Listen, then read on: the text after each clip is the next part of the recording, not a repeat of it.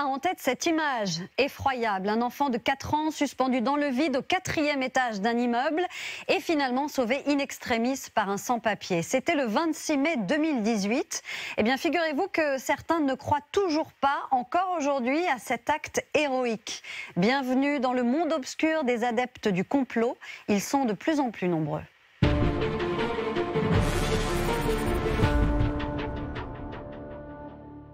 Et si Lady Di avait été assassinée? Et si l'incendie de Notre-Dame de Paris n'était pas un accident?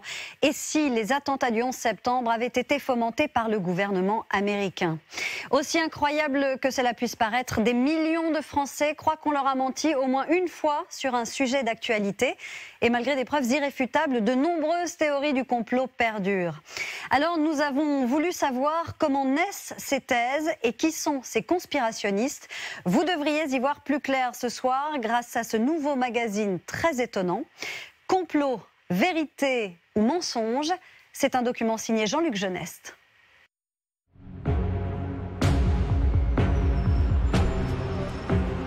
Ce que vous allez voir maintenant va donner lieu aux théories les plus extravagantes.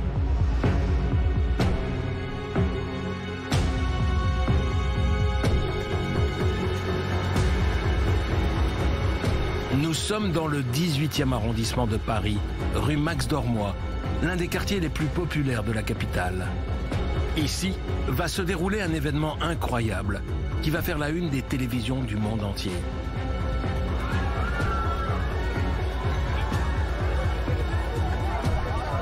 À 20 mètres du sol, un enfant d'environ 4 ans est agrippé à la rambarde d'un balcon au 4e étage de cet immeuble.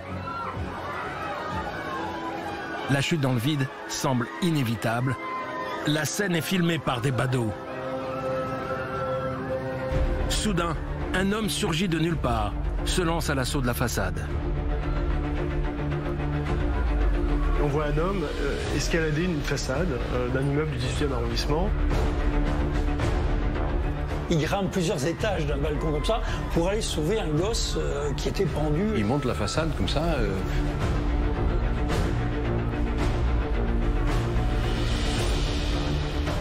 Imaginez la scène où vous ne savez pas ce qui va se passer, quoi. Franchement, s'il lâche, on fait quoi? C'est très étonnant, enfin, inhabituel. Un garçon qui monte le long d'une façade, ça c'est dangereux. L'homme qui grimpe à main nue fait preuve d'un courage hors du commun. Il ne lui faut pas plus de 20 secondes pour se hisser à hauteur de l'enfant.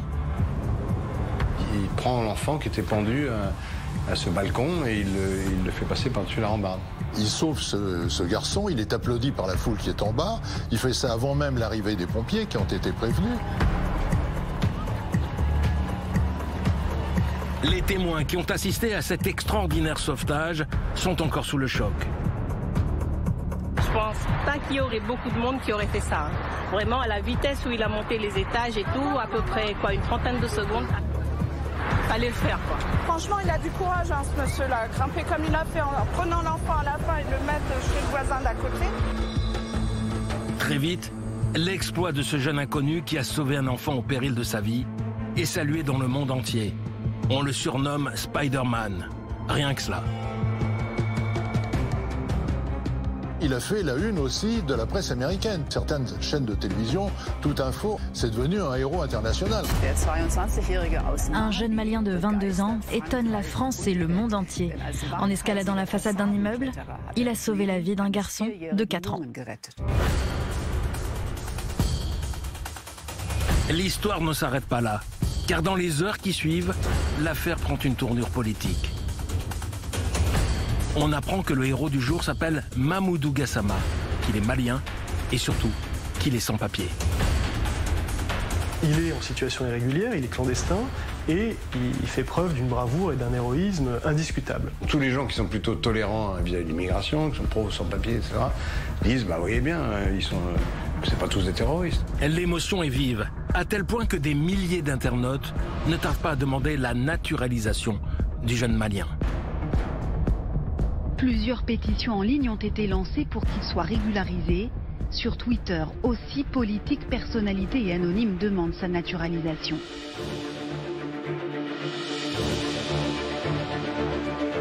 héros va à l'Elysée. Mamoudou Gassama, ce jeune Malien sans papier, qui a sauvé hier, au péril de sa vie, un garçonnet en escaladant la façade d'un immeuble parisien, doit être reçu ce matin par Emmanuel Macron. Lundi 28 mai 2018, le président Macron en personne reçoit Mamoudou Gassama sous les ordres de la République. Ils ont des clés et la voiture, ils ont des éclaircions. Il était quelle heure? Il était vers 20h. 20h comme ça. Et donc j'ai vu, moi j'ai sorti de bien enfant, j'étais sur le 5e et 4e étage. Donc directement, je n'ai pas pensé rien de moi, rien. Je me suis couru de traverser la route pour aller sur En à peine 24 heures, un inconnu sans papier devient un héros français.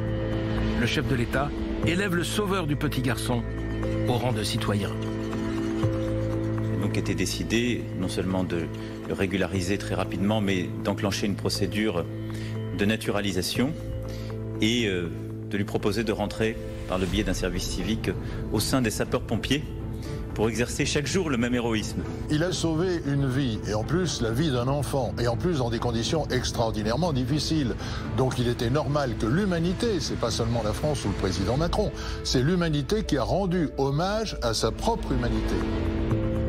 Personne ne se doute alors que l'histoire de Mamoudou Gassama va être récupérée par des complotistes qui vont tout faire pour le faire tomber de son piédestal. Le scénario qui se dessine à présent serait celui d'un coup monté par le héros lui-même, Mamoudou Gassama, et le voisin qui était au balcon. Et pour se convaincre que l'histoire est trop belle pour être vraie, les conspirationnistes avancent un argument choc. D'après des témoins, le petit garçon se serait retrouvé suspendu au 4e étage après avoir chuté du 5e. Impossible, selon les complotistes. Il est impossible que cet enfant ait pu chuter de tel étage à tel étage comme ça. C'est impossible. Loi de Newton, 120 kilos, le poids, etc. Alors nous avons voulu savoir, démêler le vrai du faux, comprendre qui sont les instigateurs de ces thèses complotistes et comment elles peuvent se propager pour séduire aujourd'hui de plus en plus largement.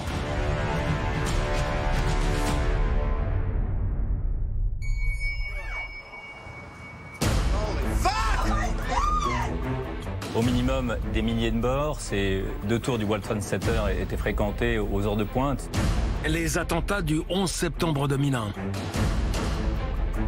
Notre-Dame de Paris, cœur de France, ravagé par les flammes.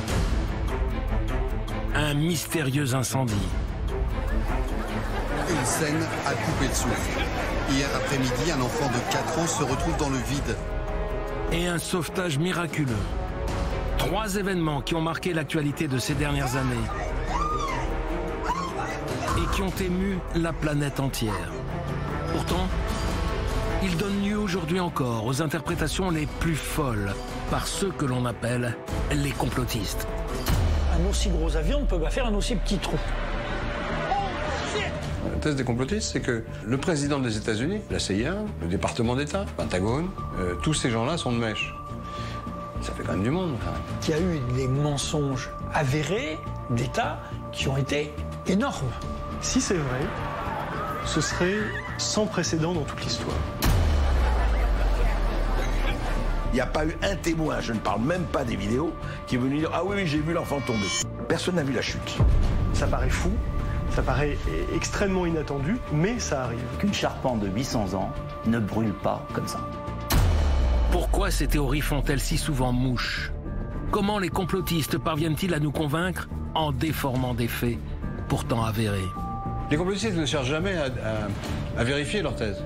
Mais dès qu'on leur fait une objection, ils disent « Oui, mais non, regardez, c'est quand même louche, bizarre, etc. » Il n'y a pas besoin d'être idiot pour croire une théorie du complot.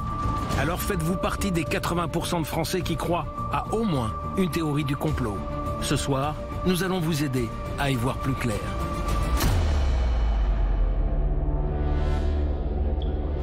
Vous allez le voir, dans l'affaire Mamoudou Gassama, les partisans de la thèse du complot ne manquent pas d'arguments. Ils vont lister, l'une après l'autre, toutes les invraisemblances de cette histoire. À la télévision, c'est le polémiste André Berkoff qui s'en charge, 4 jours seulement après le sauvetage du petit garçon. Qu'est-ce que faisait ce bébé? Comment il a tenu en tombant du 5e au 4e sans une égratignure pratiquement, etc. La question ne sera pas posée.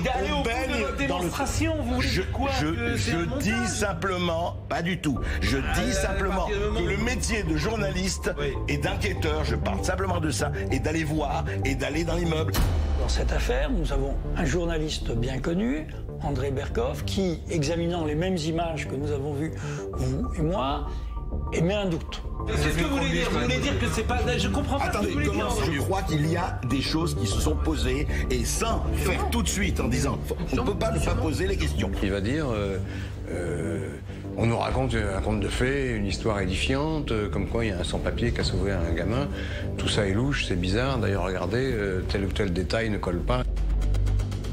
Alors nous avons demandé à André Berkoff d'avancer ses arguments. Il était à l'étage au-dessous de l'étage où il habitait et il se retrouve comme ça accroché en tongs à l'étage au-dessous. Nous avons reconstitué en image de synthèse la chute de l'enfant. Et voici précisément ce qu'il se serait passé sur la façade du 51 rue Max Dormoy. L'enfant serait tombé du 5e et se serait rattrapé à la rambarde de l'étage du dessous. Et c'est justement cela qui ne colle pas pour André Berkoff. C'est impossible. Un adulte acrobate extrêmement fort ne pourrait pas le faire. Je n'y crois pas. Après tout ce que j'ai entendu et vu, c'est impossible. André Berkoff imagine un incroyable scénario. En fait, ce sauvetage miraculeux aurait été totalement mis en scène par Mamoudou Gassama lui-même et par l'homme que l'on voit au balcon, dans le seul but de redorer l'image des migrants. Et pour cela, la supercherie consistait à suspendre un enfant dans le vide pour permettre aux sans-papiers de le sauver in extremis sous les yeux ébahis des habitants du quartier. Pour s'en convaincre un peu plus, le polémiste André Berkoff soulève un autre mystère. Il concerne le voisin du balcon. Regardez, il tient l'enfant par le bras. Il y a cette image où le voisin le prend comme ça, enfin il est en train de le tenir. Et je comprends pas que quand on voit l'enfant et quand on voit le voisin qui est costaud, il ne le prend pas avant d'attendre Mamoudou Gassama. Et puis, il y a un autre indice, presque invisible à l'œil nu, qui jetterait, selon André Berkoff, encore plus le trouble sur cet acte héroïque. L'impression que j'ai, c'est que dans le dos de l'enfant, il y a quelque chose, il y a un renflement. Alors, je pose la question parce qu'on me dit, est-ce qu'il n'y a pas une laisse ou une traîne qui le relie au balcon? Regardez, on dirait qu'il y a quelque chose de caché sous le t-shirt de l'enfant.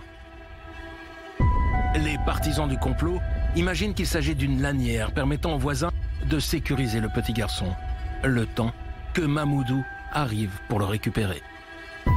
Enfin, il y a le voisin qui pose question. Son visage apparaît pour la première fois lors d'une interview réalisée le lendemain du sauvetage.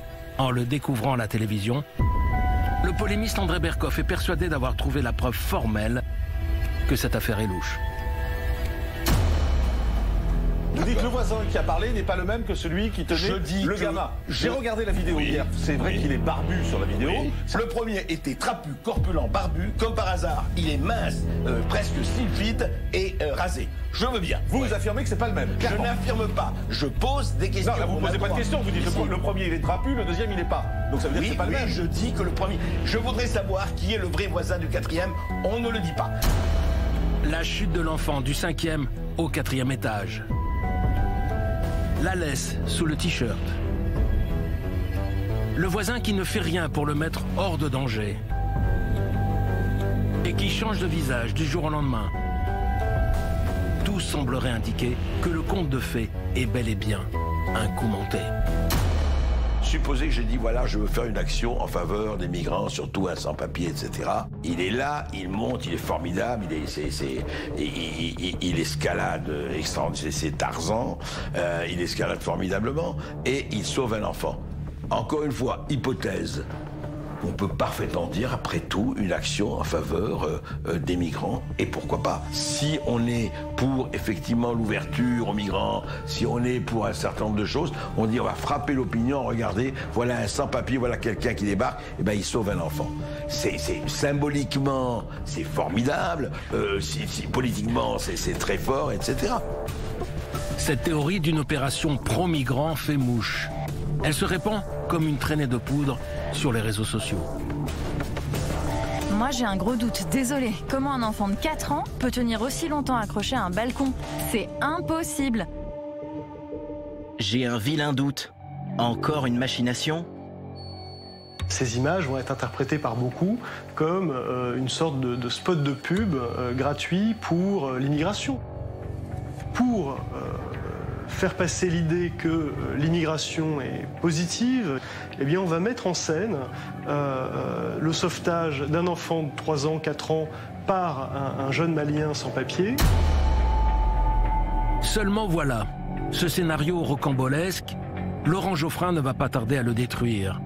Dans un article coup de poing, le directeur de Libération va s'efforcer de démontrer l'absurdité des thèses d'André Berkoff.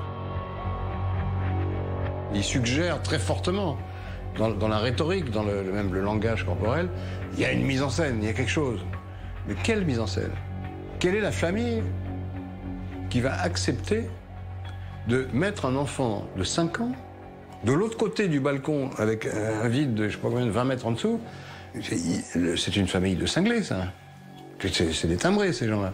Ils vont risquer la vie d'un enfant et de surcroît, ils vont demander à ce comparse, donc Gassama, de risquer aussi sa vie, parce que c'est quand même dangereux de montrer. Si jamais il avait fait un faux mouvement, tac, il tombait de 15 mètres, il était mort. Hein. Et tout ça avec la complicité d'un voisin, du père de l'enfant, de la justice, qui a condamné le père quand même, qui s'était absenté. Voilà, ça paraît, si vous voulez, tellement énorme, tellement gros, que évidemment, on se dit que ça ne tient pas. Accusé publiquement de raconter n'importe quoi, André Berkoff ne se laisse pourtant pas impressionner.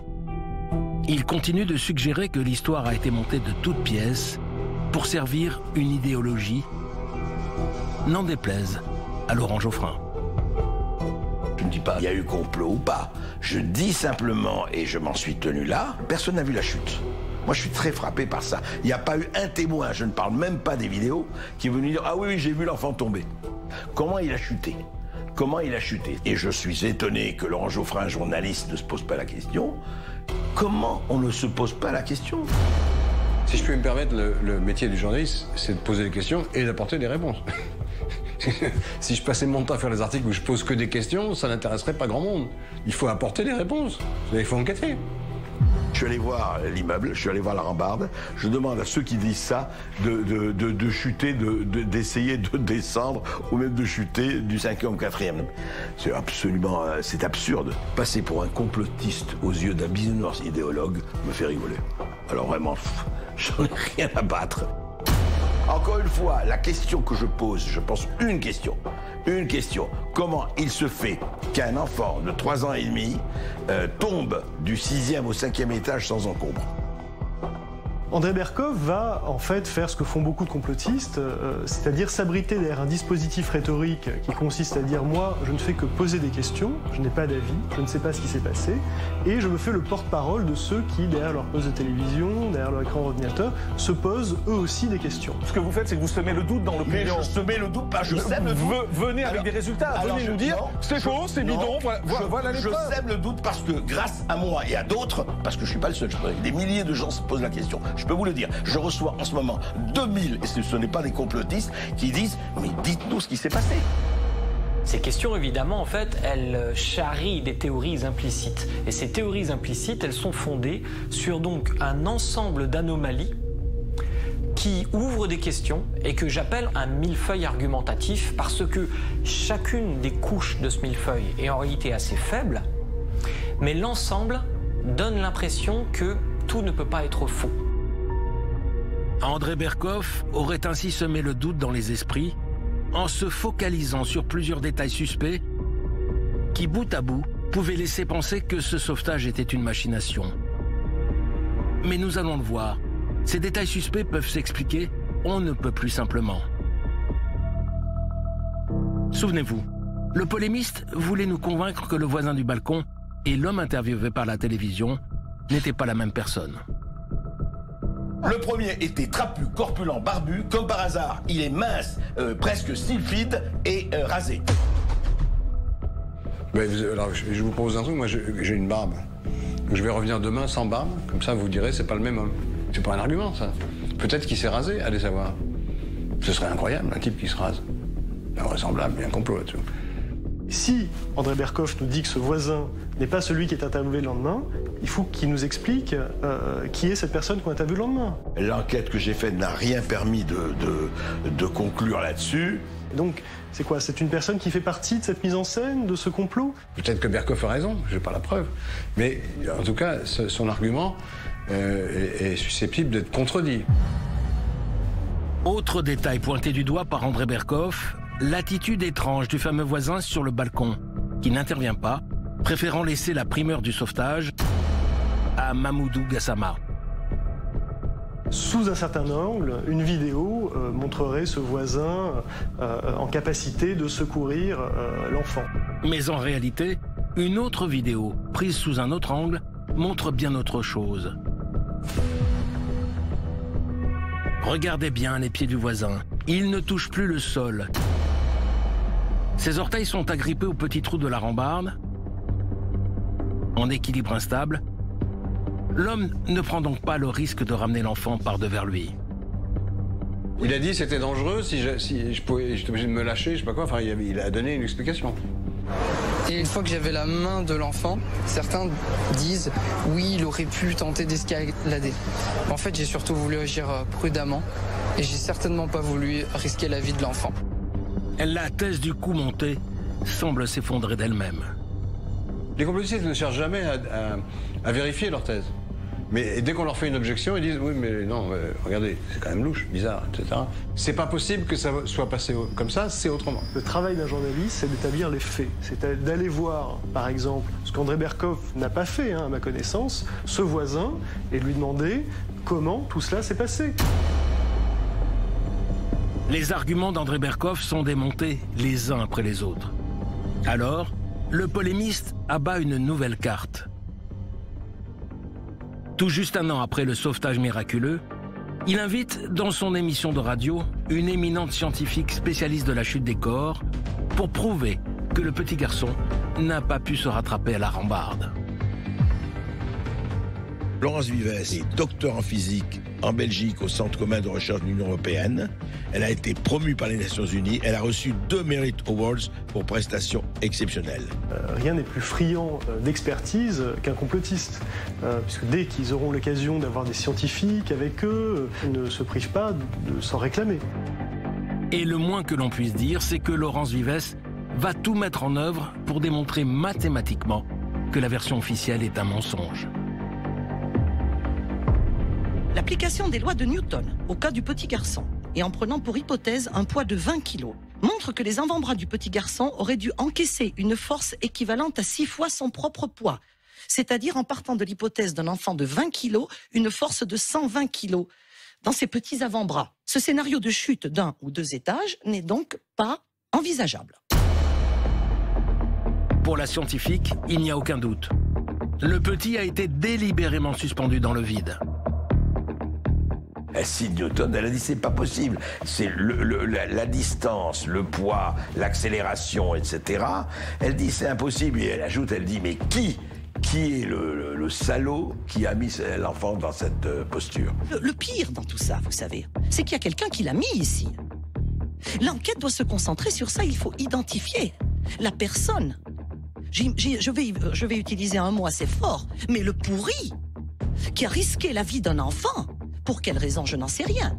Mais il faut l'identifier, celui-ci. Il faut qu'il soit jugé. Ça n'est pas acceptable. En réalité, quel que soit le sujet, vous pourrez toujours tirer un expert, c'est ce qu'on appelle faire du cherry picking, de la cueillette de cerises, qui va dans le sens de vos compulsions de croyance et vos compulsions idéologiques.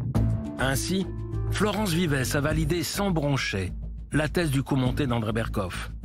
Pourtant, vous allez voir que le polémiste et la scientifique ont oublié un détail. Un détail qui, à lui seul, pourrait suffire à élucider le mystère de la chute. Revoyons les images. Contrairement aux affirmations d'André Berkoff et de la scientifique, le petit garçon n'a jamais été suspendu dans le vide. En réalité, ses pieds reposent sur un rebord qui dépasse du balcon. Au début, on a dit c'est invraisemblable qu'il ait pu tenir avec ses petits bras pendant d'aussi longues minutes, donc c'est bidon. S'il avait les pieds sur le rebord, il aurait pu tenir une demi-heure de plus. Ce rebord, Mahmoudou Gassama s'en est aussi servi pour escalader la façade. Et regardez, c'est ce même rebord qui a peut-être sauvé l'enfant dans sa chute.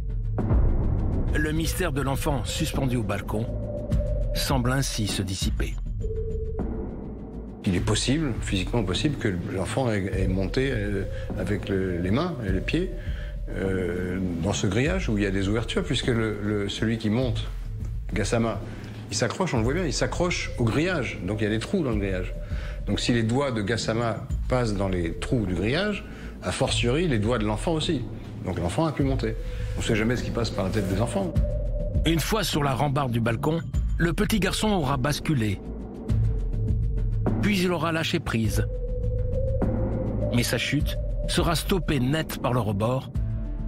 Un véritable miracle.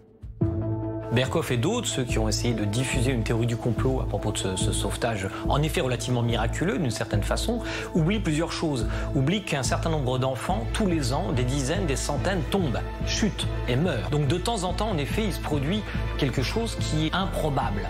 Mais improbable, ça ne veut pas dire impossible. Cet enfant de 4 ans, il est tombé d'un étage, de l'étage au-dessus. C'est ce qui s'est passé, jusqu'à preuve du contraire. Ça paraît miraculeux, mais c'est ce qui s'est passé. Donc, ça arrive. Ça paraît fou, ça paraît extrêmement inattendu, mais ça arrive. La réalité est souvent plus extraordinaire que l'imagination de certains auteurs. Malgré tous ces arguments qui ont semé la suspicion, peu de doutes subsistent aujourd'hui sur l'exploit de Mahmoudou Gassama.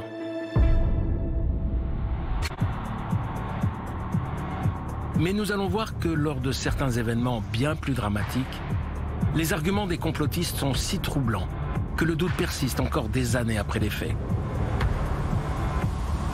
C'est le cas avec les terribles attentats du 11 septembre 2001 aux États-Unis. La suspicion d'un vaste complot gouvernemental, orchestré par la CIA, va se répandre comme une traînée de poudre.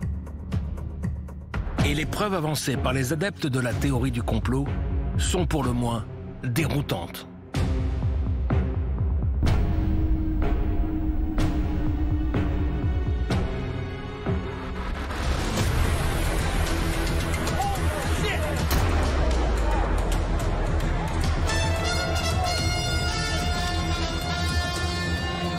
À New York, un avion a percuté une des tours du World Trade Center à Manhattan. Thomas Legrand, vous êtes sur place. Oui, c'est une catastrophe extraordinaire, incroyable qui se déroule en ce moment. Il y a à peine 10 minutes, un avion, on ne sait pas encore de quelle sorte, a percuté la tour nord du World Trade Center. Oh, fuck! Oh my God!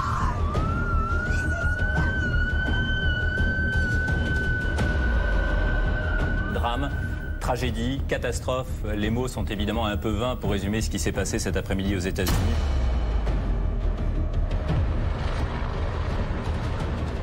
Le 11 septembre 2001, 4 avions pilotés par 4 équipes de terroristes ont des objectifs précis.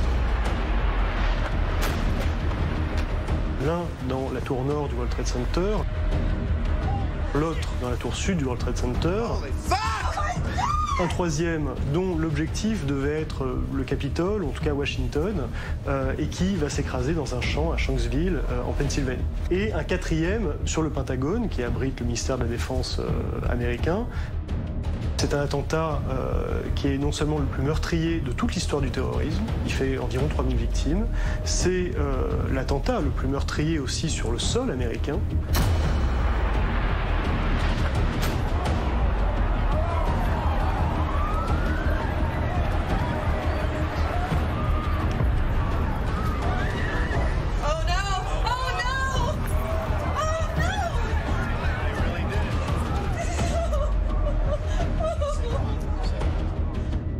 Il n'y a jamais rien eu de tel sur le sol américain.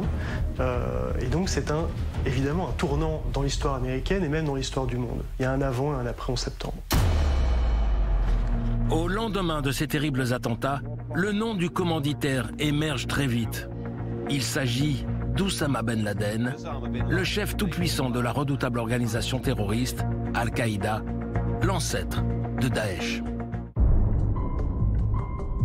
Voilà pour la version officielle. Mais quelques mois plus tard, un journaliste français inconnu du grand public, Thierry Meyssan, va la remettre en cause. Ce qu'il révèle sur un plateau de télévision dépasse l'entendement. Dans un livre, le journaliste développe une thèse ahurissante sur ce qu'il s'est passé au Pentagone. Pour lui, aucun avion ne s'est écrasé. Dans la version officielle, on nous raconte que un Boeing 757, c'est un engin énorme, arrive devant le Pentagone, descend juste devant le bâtiment sur une pelouse, touche la façade, s'engouffre dans la façade au niveau du rez-de-chaussée du premier étage, est totalement happé à l'intérieur du bâtiment et brûle là à l'intérieur. Maintenant, n'importe qui peut regarder la photo qui est sur la couverture du livre, qui est la première photo qu'on ait prise après l'attentat. Sur la partie gauche de la photo, vous avez de la fumée. Au bas de la fumée, vous avez caché par cette fumée un trou qui est censé être celui qui a absorbé un Boeing 757. Donc c'est pas bien difficile de comprendre que ça n'est pas possible. Il se base sur une photo en disant ce trou-là fait 5 mètres, pour un avion qui fait 38 mètres d'envergure, c'est pas possible. Une autre photo, prise au même moment, semble confirmer la thèse de Thierry Meyssan. Difficile en effet de croire que ce trou ait été causé par un avion. Le soupçon est né, un aussi gros avion ne peut pas faire un aussi petit trou. Et après, il va trouver d'autres éléments, mais on n'a pas trouvé de débris. C'est bizarre que personne n'ait pris de photos à ce moment-là. On n'a jamais trouvé le moindre morceau de cet avion, à l'exception des boîtes noires qu'on a exhibées avec beaucoup de retard. Cette photo publiée par Thierry Meyssan sur son site internet montre qu'en effet, aucun débris d'avion n'est visible sur la pelouse du Pentagone. Et puis, on aurait retrouvé, d'après le Pentagone, un phare de l'avion qu'on n'a jamais montré, mais enfin on dit qu'on l'a retrouvé. Voici la seule et unique vidéo de la catastrophe. Et elle semble étayer la thèse de Thierry Meyssan. Sur les images, on voit qu'une explosion a bien eu lieu à l'entrée du bâtiment, mais pas le moindre avion n'est visible. Pour Thierry Meyssan, un avion a bien décollé avec des passagers, mais il s'est tout simplement évaporé. Cet avion, on en a perdu toute trace à 500 km de Washington. Il n'y a aucune nouvelle depuis. Et certainement, le gouvernement américain aurait des révélations à faire aux familles de ces victimes. Alors, si ce n'est pas un avion qui s'est écrasé sur le Pentagone, que s'est-il vraiment passé? Thierry Meyssan, quelques jours plus tard, va donner son explication dans une autre émission devant un parterre de spécialistes. Quelle est votre thèse? C'est-à-dire, quelle est la logique qui peut expliquer ça? Je vais vous dire, le Pentagone s'est fait auto-exploser, enfin voilà. Il y a un attentat qui a été commis, qui a fait énormément de dégâts. Cet attentat a été au moyen d'une charge explosive déposée devant la façade du Pentagone. Pour pouvoir déposer cette charge, il fallait être un personnel habilité à circuler à cet endroit-là. Donc, cette charge n'a pu être déposée que par des militaires américains pour tuer d'autres militaires américains. Ce que fait Meyssan, c'est qu'il explique que c'est en fait un coup d'État interne américain. L'administration des États-Unis aurait donc purement et simplement inventé ce scénario de crash aérien. Et cela dans un seul but, étouffer un complot interne fomenté par des militaires américains. C'est une volonté intelligente, toute puissante ou cachée qui a planifié tout ça. C'est pas Al-Qaïda, c'est la CIA. Les thèses conspirationnistes de Thierry Meyssan vont faire tache d'huile. Des millions de gens sur la planète entière ne croient plus à la thèse officielle. Et cette remise en question ne s'arrête pas au Pentagone. On a un mouvement qui va faire des manifestations avec des bannières en expliquant que c'est George Bush qui est l'auteur des attentats du 11 septembre. En effet, si la Maison-Blanche a menti sur le Pentagone, n'aurait-elle pas également caché des informations à propos des attentats sur le World Trade Center? Les complotistes vont jusqu'à imaginer l'incroyable scénario qui aurait pu être élaboré par les autorités américaines. Le gouvernement aurait fait appel à de faux terroristes, et ces faux terroristes auraient détourné des avions pour les conduire tout droit dans les tours, afin qu'aux yeux du monde entier, l'attentat semble indiscutable. Ainsi, George Bush pourrait justifier auprès des Américains la guerre qu'il veut faire en Irak. Peu à peu, ces idées vont se diffuser et très au-delà de Messon, il va y avoir une communauté qui va s'organiser, qui va fouiller et trouver de plus en plus d'anomalies. Les premières anomalies dont vont se délecter les complotistes concernent la rapidité avec laquelle les tours se sont effondrées. Tout part d'un témoignage des pompiers révélé par Thierry Messon. Les pompiers de New York contestent la théorie officielle de l'effondrement des deux tours par la fragilisation des structures métalliques suite à la combustion des avions. Ils disent qu'il y a eu autre chose. Un argument choc que les conspirationnistes vont reprendre à l'envi. Un de leurs arguments, c'est de dire on sait qu'un avion avec son kérosène en feu ne peut atteindre qu'environ 700 degrés. Or, la structure métallique des Twin Towers ne peut fondre qu'à, de mémoire, 900 ou 1000 degrés. Par conséquent, ils ne peuvent pas s'être effondrés sous l'impact et la chaleur de ces avions. C'est des structures beaucoup plus solides que ce qu'on croit, et même avec une chaleur infernale, elles restent solides. Un jeune réalisateur américain, Dylan Avery, va largement contribuer à propager cette thèse. Le cinéaste va s'attacher à démontrer dans un documentaire de 70 minutes, diffusé sur Internet, que ce n'est pas l'intense chaleur qui a pu provoquer l'effondrement des tours de New York. Et il en veut pour preuve d'autres catastrophes qui ont frappé des gratte-ciel sans les détruire. Le 4 mai 1988, à Los Angeles, un gratte-ciel de 62 étages brûle pendant 3 heures et sur 4 étages, mais il ne s'effondre pas. Le 17 octobre 2004, au Venezuela, une tour de 56 étages construite en 1976 brûle pendant plus de 17 heures sur 26 étages. L'incendie va jusqu'au toit, mais là non plus, elle ne s'effondre pas. Et on aligne des photos de tours qui ont brûlé, comme ça, avec des incendies, et qui sont restés debout. Et dire que le gouvernement voudrait nous faire croire que ces structures massives ont été détruites par 38 000 litres de kérosène, alors que les témoignages, les vidéos et le simple bon sens démentent cette théorie. Mais alors, si la chaleur générée par l'explosion des avions n'a pas entraîné la chute des tours, pourquoi se sont-elles effondrées? Pour les complotistes, il y a une autre explication, et elle fait froid dans le dos. On nous dit quoi les tours ont fait l'objet d'une démolition contrôlée. En d'autres termes, les tours auraient été minées à l'aide d'explosifs. Dans son documentaire, le réalisateur américain cite l'un des premiers pompiers à avoir pénétré dans la seconde tour.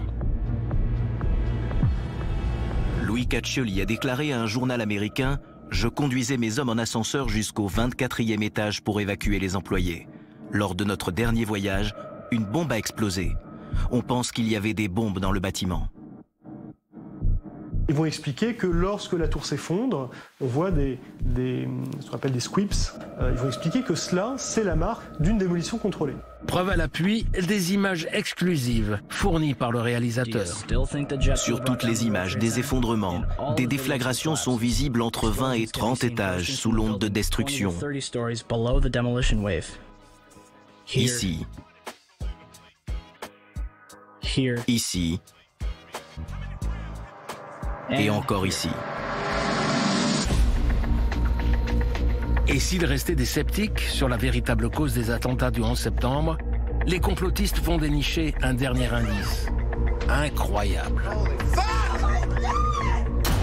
Souvenez-vous, ces avions qui s'écrasent sur le World Trade Center, en un quart de seconde, ils sont littéralement pulvérisés, il n'en reste rien. Et pourtant, quelques heures plus tard, on va retrouver au sol, au beau milieu des décombres, le passeport intact d'un des pirates de l'air. Il y a un passeport intact d'un des pirates de l'air, du 11 septembre, qui a été retrouvé. Il a été remis par un passant à un inspecteur de la police de New York. Et on ne comprend pas comment on trouve dans cet enfer des passeports intacts au pied des tours des pilotes qui étaient les terroristes. Pour les complotistes, tout semble indiquer que ce passeport, quelqu'un l'aura sciemment déposé sur les décombres. Résultat, quelques mois après les attentats, 16% des Américains croient dur comme fer aux thèses conspirationnistes. Ça fait une telle accumulation de choses invraisemblables qu'on est obligé de se poser des questions. Et l'accumulation de tous ces dysfonctionnements énormes fait que certains disent « Ah ben, il y a eu un complot » pour permettre au lobby militaro-industriel américain d'envahir l'Irak avec ses puits de pétrole et tous les intérêts à la fois économiques et géostratégiques que ça implique. Pourtant, cette théorie, vous allez le voir, présente elle-même de nombreuses invraisemblances. Ce que disent les conspirationnistes du 11 septembre, sans le formuler ainsi, c'est que depuis 18 ans maintenant, on a des gens aux États-Unis qui savent ce qui s'est réellement passé et qui ne disent rien, qui sont tenus par une grande conspiration du silence et qui sont, en étant les tenants de cette conspiration, les complices de l'assassinat de 3000 de leurs compatriotes. Voilà ce que disent les complotistes. Il faut voir quand même, il faut prendre la mesure de ce que ça signifie. Le président des États-Unis, la CIA, le département d'État, le Pentagone, les autorités aériennes, tous ces gens-là sont de mèche. Ça fait quand même du monde. Et là, on parle de secrets qui seraient partagés par des dizaines, voire des centaines, voire des milliers de personnes. Ce serait quand même invraisemblable que la vérité n'ait pas fuité sur un Wikileaks quelconque. Si c'est vrai, ce serait sans précédent dans toute l'histoire. Voilà, ce n'est jamais arrivé. La thèse des complotistes paraît tout simplement surréaliste. Et leurs arguments peuvent être contestés les uns après les autres. Pour le Pentagone, par exemple.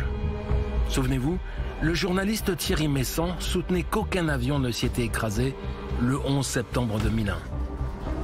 Pourtant, cet avion, de nombreuses personnes l'ont vu. Bon, il se trouve que je connais un gars qui travaille à côté du Pentagone qui a dit « j'ai vu arriver l'avion ». Et d'autre part, j'ai un ami, très vieil ami, qui vit entre la France et le Canada, qui devait prendre l'avion qui s'est écrasé. Les gens, les témoins oculaires qui ont vu l'avion s'écraser dans le Pentagone, il y en a plein. Il y en a plein. Et si aucun avion n'est visible sur la seule vidéo du crash, c'est pour une raison toute simple. La caméra de surveillance qui a enregistré l'explosion n'était pas de bonne qualité. Elle ne filme pas 24 images par seconde, mais seulement une image par seconde. Et regardez bien, en réalité, une seconde avant l'impact, on devine bien le nez de l'appareil qui apparaît sur la droite de l'écran.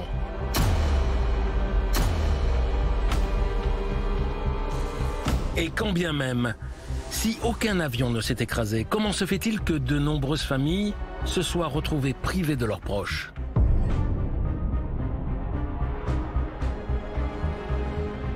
S'il n'y a pas eu d'avion qui s'est écrasé dans le Pentagone, ça veut dire qu'il n'y a pas eu de victimes.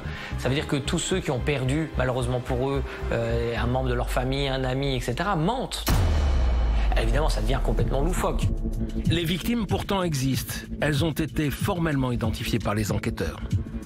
On a le nom du pilote, on a le nom de sa famille. Il y a eu un reportage sur l'enterrement du pilote, enfin sur la cérémonie.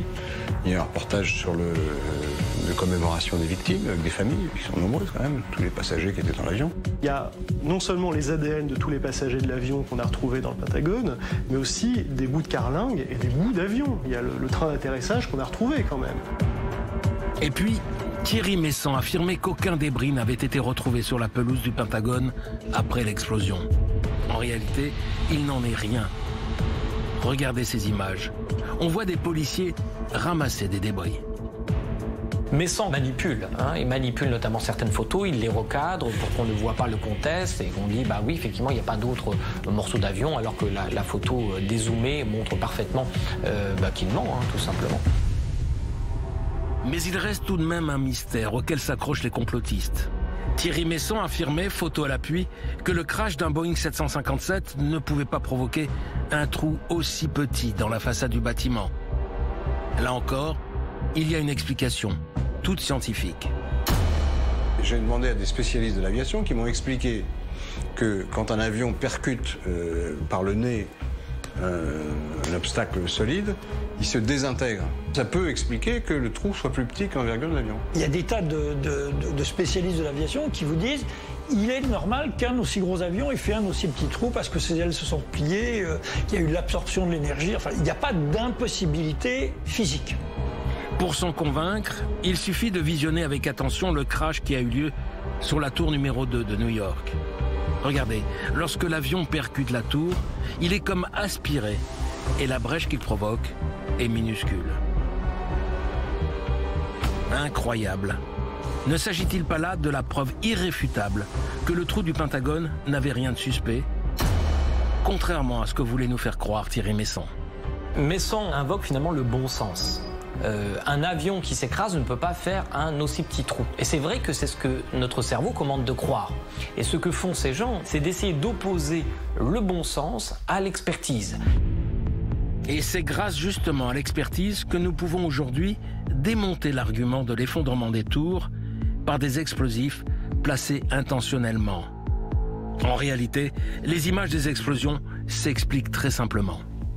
Ces explosions s'expliquent très bien par les ingénieurs des matériaux. Il n'y a aucun mystère là-dedans. En fait, l'air comprimé par l'effondrement des étages supérieurs s'échappe d'un coup de l'étage et donc fait exploser toutes les fenêtres autour. Et puis, il y a une preuve indiscutable qui montre que les tours du World Trade Center ne se sont pas effondrées à cause d'explosifs. Voici une vieille tour HLM qui a été truffée de dynamite. Regardez bien, elle s'effondre par le bas. Voici maintenant l'effondrement de la tour nord du World Trade Center. Elle s'effondre par le haut. Cela ne fait aucun doute, les tours du World Trade Center se sont bien effondrées à cause des avions qui les ont percutées. Il y a eu des articles par des physiciens qui ont été écrits pour expliquer tout simplement que certes, la température n'était pas suffisante pour créer la fusion de ces structures en acier, mais par contre elle était suffisante pour affaiblir de 90% la solidité de cette structure. Donc ce qui s'est passé, c'est exactement ce qu'on voit dans les vidéos, c'est-à-dire une chute étage par étage, puisque précisément la solidité de cette structure était affaiblie de beaucoup. Une dernière énigme reste à résoudre, celle du fameux passeport retrouvé intact dans les décombres. À nouveau, il y a une explication. Lorsqu'un avion percute à cette vitesse-là une tour, vous avez toutes sortes de choses qui partent dans tous les sens, qui ne se consument pas, vous voyez, qui ne se désintègrent pas, qui partent dans tous les sens. On a retrouvé des gilets de sauvetage, des permis de conduire, voilà. Toutes sortes de choses dans la rue, dans les rues adjacentes, dans les décombres ensuite. Ces choses-là arrivent, voilà. Des choses très inattendues, très exceptionnelles se produisent. C'est une évidence. Aucun des arguments développés par les complotistes ne tient debout. Jusqu'à preuve du contraire, ni la Maison-Blanche ni la CIA n'ont jamais fomenté le moindre coup d'État interne le 11 septembre 2001. Et la meilleure preuve, n'est-elle pas la revendication des attentats par Oussama Ben Laden en personne?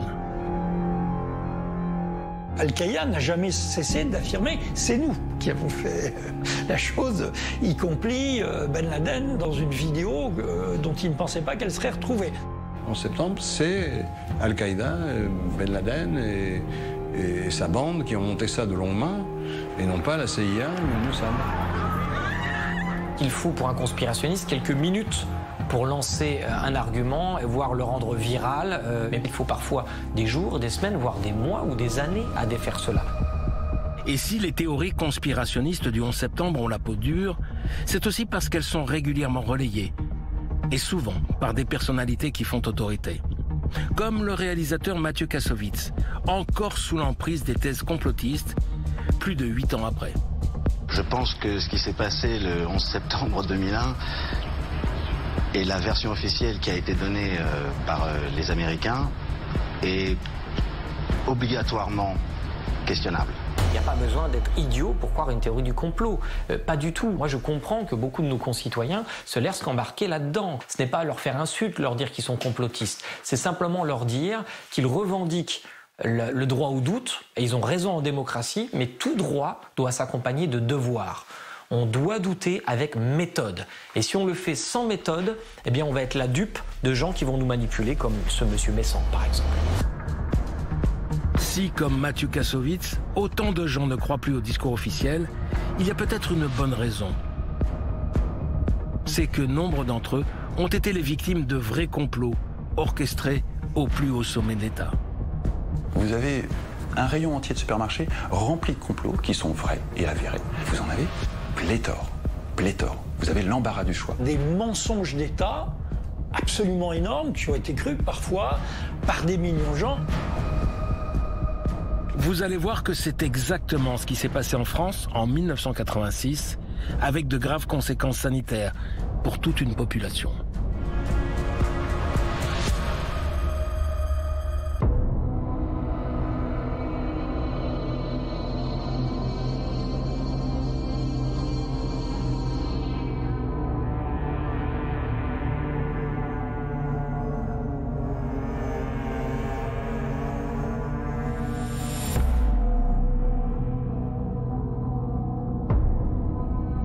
Le 26 avril 1986, à 3000 km de la France, une terrible catastrophe nucléaire se produit.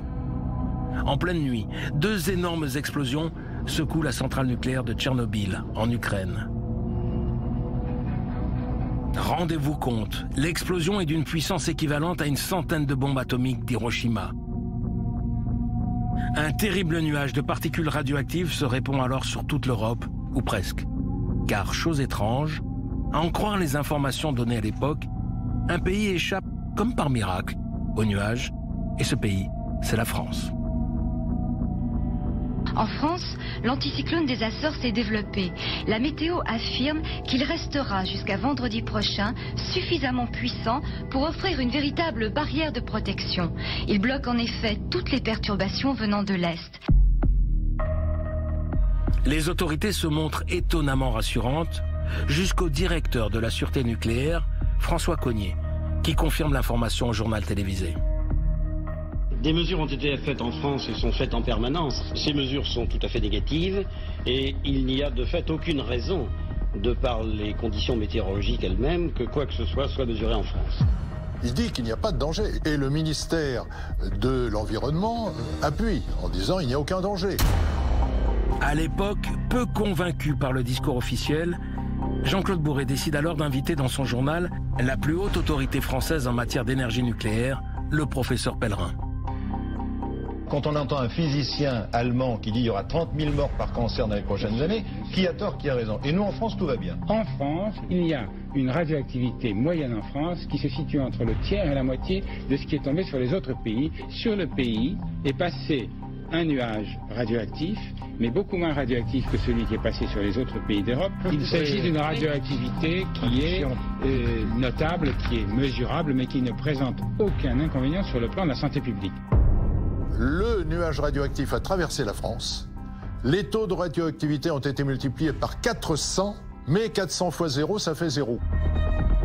Mais les certitudes assénées par les sommités scientifiques ne vont pas convaincre longtemps. Car de toute évidence, il n'y a aucune raison d'être rassuré, bien au contraire. Qu'est-ce qui se passe au même moment? Autour de la France, il y a quand même d'autres pays, l'Allemagne, la Belgique, l'Italie. Et là, on voit qu'ils prennent des mesures, qu'ils disent de ne pas aller jouer dans les bacs à sable avec les enfants, qu'il faut nettoyer sa salade de façon approfondie pour éliminer toute particule éventuelle. Il y a une fameuse émission où une consoeur, Corinne Lalo, montre une salade sur le pont de Kiel et dit de ce côté-ci on la nettoie, de ce côté-là on ne la nettoie pas. Je me trouve à la frontière entre la France et l'Allemagne. De ce côté-ci, c'est la France et la salade est jugée parfaitement saine. Mais de ce côté-là, c'est l'Allemagne et la salade est jugée dangereuse pour la consommation car trop chargée en particules radioactives. Elle est par conséquent interdite à la consommation. 48 heures après la catastrophe, les Français découvrent qu'on leur a menti en toute impunité. Lundi suivant le samedi, 8 colonnes à la une de toute la presse française. Le nuage de Tchernobyl a bien traversé la France. Des confrères de l'Express ont en main des mesures faites par un certain nombre de scientifiques qui disent oui, il y a augmentation de la radioactivité. Dans certaines zones de l'Est de la France, dans certaines montagnes, en Corse, des doses à des niveaux suffisants pour que ça entraîne, par exemple, des cancers de la thyroïde.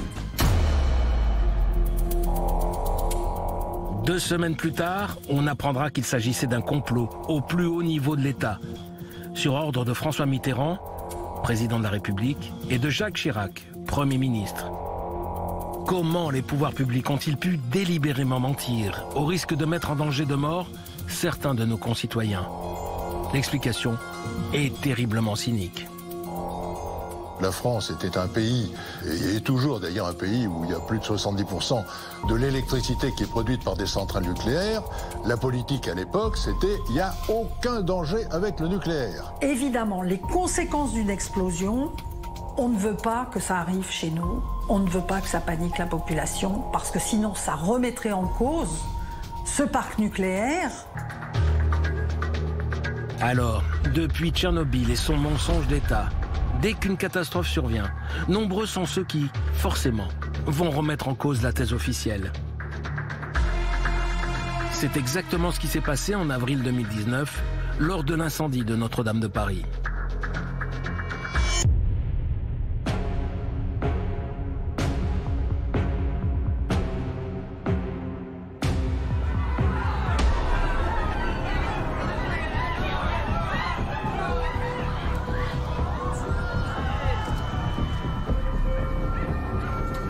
Début de soirée, on découvre sur les chaînes d'information en continu la cathédrale Notre-Dame de Paris en train de brûler. Ce jour-là, je descends dans le métro et je commence à regarder les sites d'information.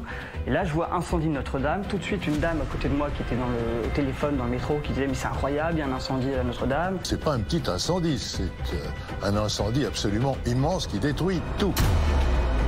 La charpente en bois vieille de 800 ans, les échafaudages du chantier nouvellement installés, et même la flèche emblématique réalisée par Viollet-le-Duc au XIXe siècle. Tout est en train de partir en fumée. Entre désespoir et fascination, la planète assiste, impuissante, au bûcher de la cathédrale la plus célèbre de l'histoire. On est effaré devant notre télé de voir ce monument millénaire qui est en proie aux flammes et qui est en train littéralement d'être réduit en cendres sous nos yeux, quoi.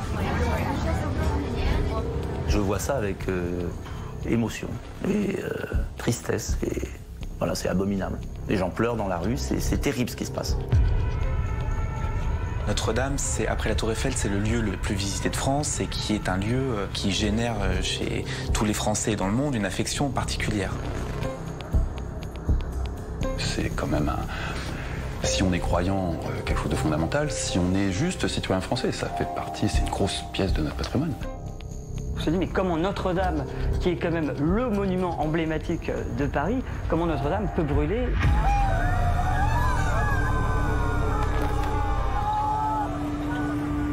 Très vite, pour expliquer l'inconcevable, tous les scénarios sont envisagés.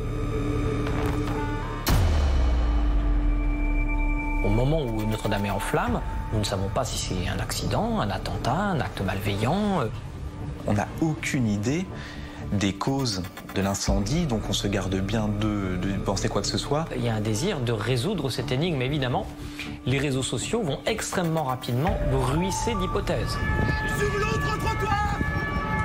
L'autre trottoir ! Et justement, c'est une mystérieuse vidéo postée sur Internet vers 19h50, à peine 1 heure après le début de l'incendie, qui va faire naître la polémique. Publiée par un internaute espagnol, elle montre un homme seul sur une coursive entre les 2 tours de Notre-Dame, alors que tout le monde est censé avoir évacué la cathédrale. Un internaute croit déceler dans la tour sud de Notre-Dame potentiellement la présence de l'incendiaire de Notre-Dame. Et on ne sait pas ce que fait cette silhouette qui se déplace. Notre cerveau peut y voir, par exemple, un homme avec une barbe et une djellaba. Enfin, tout est possible. D'où sort ce type en djellaba, 30 minutes après les départs de feu? Les djihadistes auraient-ils une nouvelle fois frappé Paris? Il faut dire que depuis 2015, avec les massacres perpétrés à Charlie Hebdo et au Bataclan, les Parisiens vivent dans la hantise d'un nouvel attentat islamiste. Et justement, Notre-Dame a déjà échappé par le passé de peu à un attentat. Notre-Dame, c'est aussi le lieu où 3 ans auparavant, 3 jeunes filles avec des bonbonnes de gaz ont essayé d'y mettre le feu en le faisant exploser. Et donc, ça pouvait être, bien sûr, une démarche des islamistes. Quelques minutes plus tard, une autre vidéo est publiée sur Internet. Regardez à nouveau les coursives de la cathédrale, dans une version de bien meilleure qualité. L'homme que certains ont pris pour un musulman serait en réalité l'un de ces manifestants habillés de jaune qui, depuis quelques semaines, mettent le feu sur les Champs-Élysées. On trouve une image d'un type en gilet jaune. Un gilet jaune qui est monté en Notre-Dame, qui a peut-être mis le feu. Donc la présence d'un individu revêtu d'un gilet jaune dans la cathédrale au moment de l'incendie pose forcément des questions. Cette hypothèse, sur le moment, est crédible parce qu'on est encore dans le feu d'action. Notre-Dame est en flammes, tout le monde est affolé. Pour de nombreux internautes, les preuves sont là. L'incendie de la cathédrale ne peut être qu'un acte criminel. Très rapidement, c'est la thèse de l'attentat qui prend le dessus sur la thèse de l'accident sur les réseaux sociaux et sur Internet. Pour beaucoup, c'est en tout cas l'œuvre d'un pyromane ou d'un groupe de pyromanes. On a voulu là attenter à un symbole de la France éternelle, de la France chrétienne, catholique également.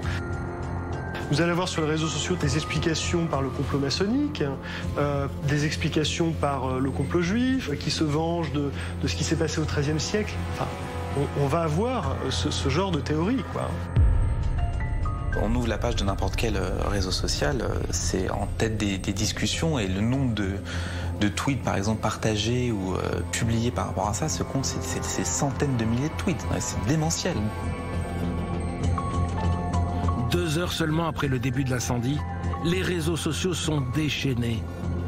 À tel point que vers 21h, le parquet de Paris tente de calmer le jeu par le biais d'un communiqué.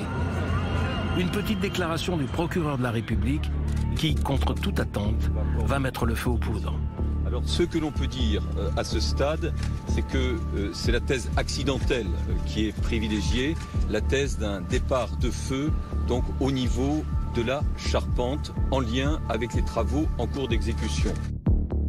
Il dit, la piste accidentelle est à privilégier, rien ne va dans le sens d'un acte volontaire, tant mieux, mais en même temps, il dit, ce sera très long et complexe, il faut 50 enquêteurs, ça prendra des mois, mais on sait que c'est un accident. Circuler, il n'y a rien à voir. Alors que l'incendie n'est pas encore éteint et qu'aucune enquête n'a encore été diligentée, les complotistes s'étonnent de voir déjà apparaître une version officielle, celle d'un accident. La thèse criminelle, elle, est d'emblée écartée. Les réseaux sociaux s'en donnent à cœur joie. Avant toute enquête, les médias français concluent qu'il n'y a rien de suspect dans l'incendie de Notre-Dame de Paris. Je trouve ça suspect. On se dit, mais pourquoi dire que c'est un accident alors qu'on ne sait pas à ce moment-là? On se dit, mais comment ils peuvent savoir? L'enquête n'a même pas commencé. Donc c'est ça qui a mis, à mon avis, tout le monde des complotistes en action. En disant, mais s'ils nous disent, alors que l'incendie est en train de continuer, que c'est accidentel, c'est qu'ils savent que c'est criminel. Ils ont parlé très vite, et donc ça a paru suspect. De nombreux Français ont la certitude qu'on leur ment. L'un d'entre eux va alors dénicher ce qu'il croit être la preuve ultime que nous avons affaire à un acte volontaire. Il s'agit d'une photo saisissante qui montre le pyromane en train de contempler son œuvre. C'est une photo choc.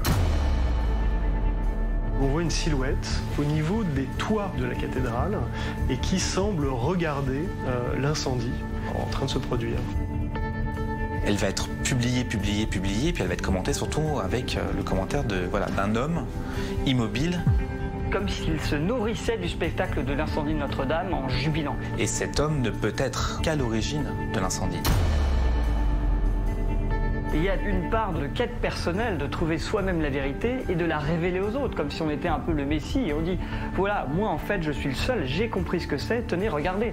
Et donc il y a une humiliation à être repris après par tout Internet, par tous les internautes. Cette image incroyable va effectivement faire mouche chez tous ceux qui ont les yeux rivés sur Twitter ou Facebook, y compris des hommes politiques. Parmi eux, Jean Messia. Cet élu du Rassemblement national va ajouter de l'eau au moulin de ceux qui réfutent la thèse de l'accident.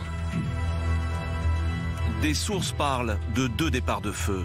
Si cette information était confirmée, la thèse de l'accident deviendrait bancale. Alors qu'il ne repose sur aucun argument scientifique, le tweet de Jean Messia va faire boule de neige. Son tweet est énormément repris. Parce que, voilà, il trouve l'écho chez beaucoup de gens qui trouvent qu'effectivement il y a quelque chose de pas normal. C'est aussi l'intime conviction d'un autre élu de la République, Philippe Carsanti, adjoint au maire de Neuilly-sur-Seine. Et il va beaucoup plus loin.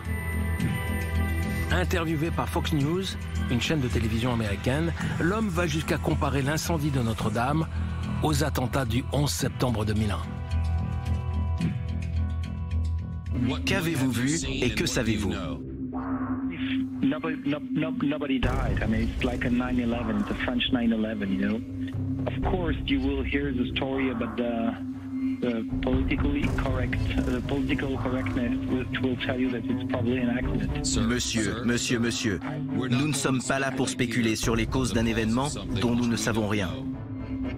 Le journaliste qui le coupe en estimant qu'il va trop loin dans ses paroles. Et le simple fait d'avoir été coupé par ce journaliste, son interview va être reprise et elle va elle-même servir de carburant à alimenter en tout cas les théories du complot en montrant, bah, regardez, vous voyez bien, même quand un responsable politique français est interviewé sur une chaîne étrangère, il n'a pas la liberté de parole et dès qu'il dit quelque chose de vrai, et ben voilà, on lui coupe la parole et parce que sa parole dérange et parce qu'il dit la vérité. La thèse selon laquelle le gouvernement nous cache quelque chose s'amplifie. Et cela grâce à un autre homme politique, Nicolas Dupont-Aignan, le patron du mouvement Debout la France. Beaucoup de gens dans la rue m'ont dit ce matin, dites bien à la télé qu'on veut savoir pourquoi c'est arrivé. Est-ce que c'est un accident? Est-ce que c'est un attentat? C'est dans cette matinée-là qu'il y a quelque chose qui m'ébranle et qui me fait poser des questions. C'est que je rencontre par hasard un monsieur d'un certain âge qui me dit « Monsieur Dupont-Aignan, j'ai passé 42 ans à tailler la pierre dans cette cathédrale. J'ai pris mon train de banlieue à 6 h du matin pour venir voir mon bébé. » Et il me dit « Vous qui avez la parole, dites bien aux Français qu'une charpente de 800 ans, je la connais, ne brûle pas comme ça. » Nicolas Dupont-Aignan a instillé le doute sur les véritables raisons de l'incendie de Notre-Dame de Paris. Il est aussitôt accusé d'alimenter les thèses complotistes. Celui qui semble avoir un peu fissuré ou en tout cas a introduit un élément un peu perturbateur, c'est vous, Nicolas Dupont-Aignan. Il y a eu beaucoup de réactions assez négatives là-dessus. Écoutez, on vit dans un pays de fous. Qu'est-ce que j'ai dit de mal? J'ai pas le droit de dire ça, mais on vit où? Mais à quoi on sert? C'est insupportable pour moi de me dire que je vis dans une démocratie où toute personne qui pose des questions est immédiatement assimilée par les gardiens du dogme pour un complotiste, parce que je n'ai rien d'un complotiste. Les doutes de Nicolas Dupont-Aignan agacent jusqu'au plus haut sommet de l'État. Le ministre de l'Intérieur, Christophe Castaner, n'hésite pas à tacler fermement le leader de Debout la France. Toute la vérité sera faite. Mais on n'est pas responsable politique quand on se complaît dans le complotisme. Le seul mec qui dit « je veux savoir qu'est-ce que c'est », on lui dit « t'es un méchant ». Voilà. Bon. Les déclarations de Nicolas Dupont-Aignan vont faire l'effet d'une bombe. Dans la foulée, des milliers d'internautes vont traquer le moindre indice pour démontrer que la charpente de Notre-Dame n'a pas pu s'embraser de manière accidentelle. Si vous fouillez, que vous avez un peu de temps et de motivation, vous allez trouver des choses étranges, évidemment. En un minimum de temps, on a des centaines de milliers de personnes qui se retrouvent experts en fait. Tout le monde se retrouve un peu expert en incendie, en flammes, en combustion. Il y a des tas d'internautes qui ont pris une poutre et avec un chalumeau, ils ont pendant un quart d'heure allumé. Et la poutre n'a pas brûlé. Je fais cette petite vidéo pour vous prouver que ce qui s'est passé à Notre-Dame de Paris, c'est pas accidentel. Une poutre de 300 ans. Chalumeau, 1200 degrés. On va voir combien de temps il met pour brûler. Voilà, nous filmons depuis déjà 3 minutes. C'est une bonne volonté déjà. C'est pas un ego. Hein. On est d'accord ou on n'est pas d'accord? Hein? Il est où le feu? Il est où le feu? Il est où le feu? Des poutres qui ne pourraient pas s'enflammer accidentellement. Ce gilet jaune sur les coursives de la cathédrale. Cet homme qui regarde l'incendie sur le toit. Enfin, cet empressement des autorités à démentir la thèse terroriste. Internet et les réseaux sociaux auraient-ils mis en lumière en quelques heures un mensonge de l'État?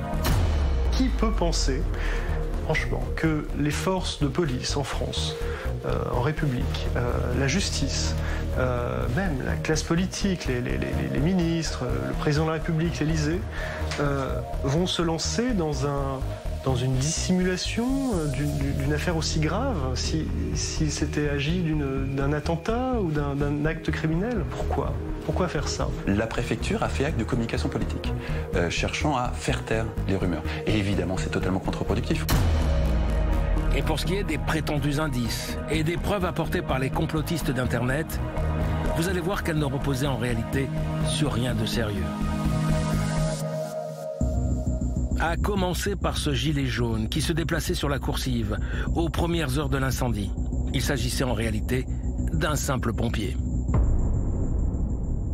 En vérifiant les images, en contemplant de bout en bout le passage de cet homme, on va se rendre compte qu'en fait, cet inconnu était tout simplement en train de faire son travail. L'un des responsables des sapeurs-pompiers de Paris va expliquer que c'était un homme à eux qui venait de monter depuis une échelle pour essayer de localiser les départs de foyer des flammes. Maintenant, regardez. La même image, mais de meilleure qualité, montre sans aucune équivoque qu'il s'agissait bien d'un pompier.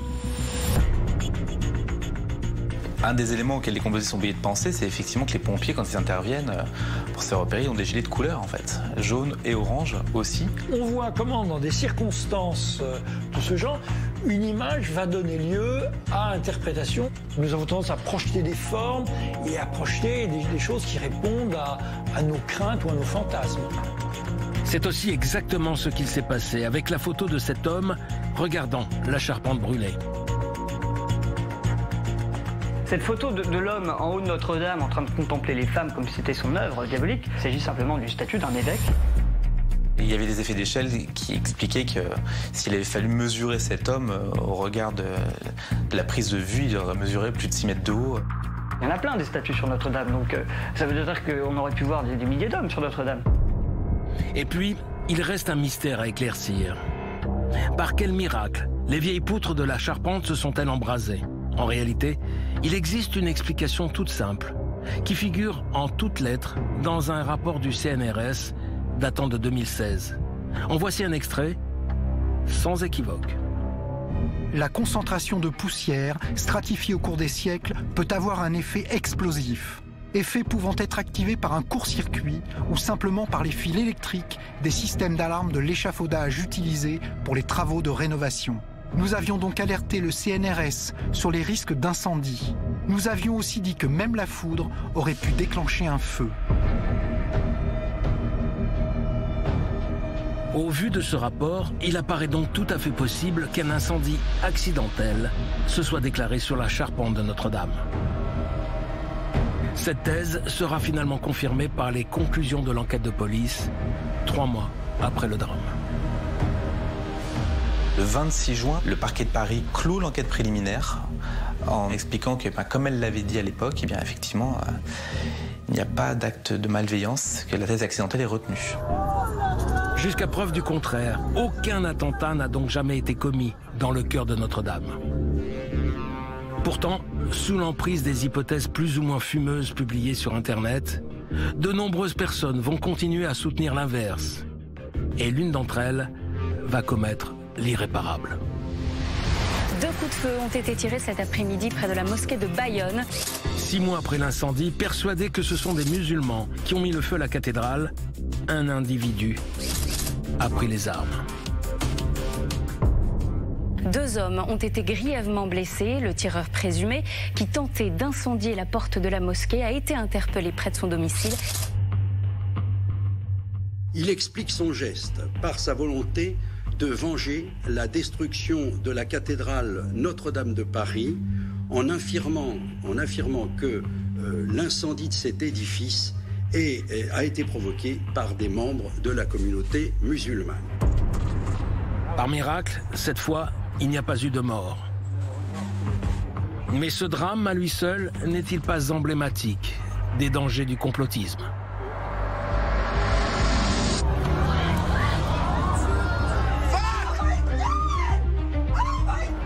Cet imaginaire complotiste, conspirationniste, aujourd'hui, il fait partie du décor. Il a convaincu une proportion importante de l'opinion. Donc il va falloir composer avec, c'est-à-dire qu'il va falloir apprendre à vivre avec les conspirationnistes. Ce à quoi il faut s'attaquer, c'est les raisons pour lesquelles les gens n'ont plus confiance dans les politiques, n'ont plus confiance dans les institutions. Il va falloir apprendre à gérer cela mieux qu'on le fait aujourd'hui, en étant moins complaisant avec tout cela, en étant moins indulgent aussi, en promouvant les seules armes dont on dispose, c'est-à-dire la raison, la méthode scientifique, le raisonnement méthodique, la critique oui, mais avec méthode.